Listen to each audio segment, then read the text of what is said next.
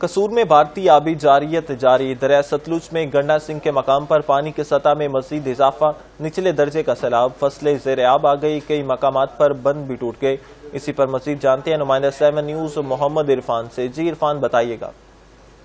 हाँ जी बिल्कुल, भारत ने एक दफा फिर आबी जारियत दिखाते हुए हरी के बैराज से जो है एक भारी रेला जो है पाकिस्तान में पानी का छोड़ दिया है, जो इस वक्त गंडा सिंह के मुकाम से गुजर रहा है। यहाँ पर पानी के बहाव की अगर बात की जाए तो 40,000 क्यूसिक से भी पानी जो है बढ़ चुका है। अगर सतह की बात की जाए तो पानी की सतह जो है 17 फुट से तजावज कर चुकी है। यहाँ पर जैसे जैसे पानी के बहाव में इजाफा हो रहा है वैसे वैसे जो है यहाँ पर इलाका मकीनों की मुश्किलात में भी इजाफा होता चला जा रहा है। यहाँ पर जो है दरिया के पार दर्जनों देहात हैं जिनका जो है जरिया ज़राअत से मुंसलिक है।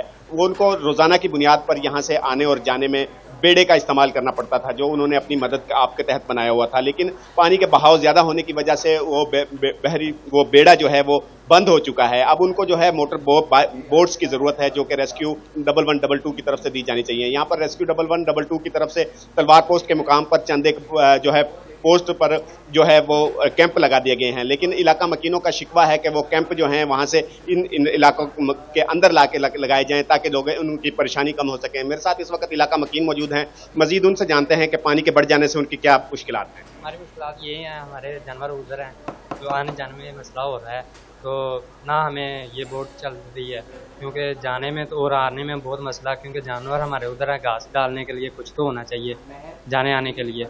यही जी बिल्कुल, जैसा कि आपने इलाका मकीन की मुश्किलात सुनी, उनका यही कहना है कि हमारे दरिया के उस पार जो है दर्जनों देहात हैं जहां उनके जानवर हैं और वो जानवरों के लिए चारा लाना होता है और दूसरी दीगर चीजें हैं जो वो शहर मुंतकिल करते हैं, वो भी बेड़े के जरिए करते हैं। अब पानी में बहाव ज्यादा हो जाने की वजह से उनका जो खुद साख्ता बेड़ा था वो बंद कर दिया गया है। अब उनको रेस्क्यू 1112 की मोटर बोट्स की जरूरत है, जो यहाँ पर मुहैया नहीं की गई हैं। वो हुकूमत से यही कहते नजर आते हैं कि उनकी मदद की जाए और यहाँ पर आके उनके हालात देखे जाएं, ताकि जो है पानी में अगर मजीद इजाफा हुआ तो उनकी मुश्किलात में भी इजाफा होगा और अगर इंतजामिया बर वक्त कार्रवाई कर सके तो उनकी मुश्किलात में जो है वो कमी आ सकेगी। जी बहुत शुक्रिया इरफान, आप हमें कसूर में सैलाबी सूरत हाल के हवाले से आगाह कर रहे थे।